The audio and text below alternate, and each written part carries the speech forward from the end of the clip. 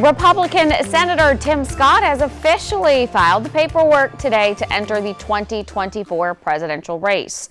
Scott is scheduled to make a formal announcement on Monday in Charleston at Charleston Southern University, which is his alma mater.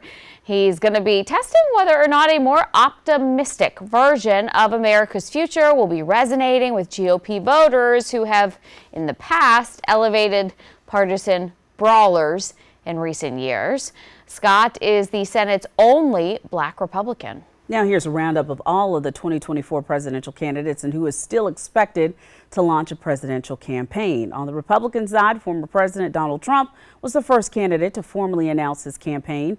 Former South Carolina Governor Nikki Haley is also running for president. She announced her bid back in February. Vivek Ramaswamy, a former biotech executive, is also running on the Republican side, as is Asa Hutchinson, the former governor of Arkansas. In addition to that, Corey Stapleton, the former Secretary of State for Montana, as well as Larry Elder, who is a conservative talk radio host, now for who's still expected to launch a presidential campaign. Florida Governor Ron DeSantis is expected to run. New Hampshire Governor Chris Sununu is also on the list of possible potential candidates, as is former Vice President and Indiana Governor Mike Pence.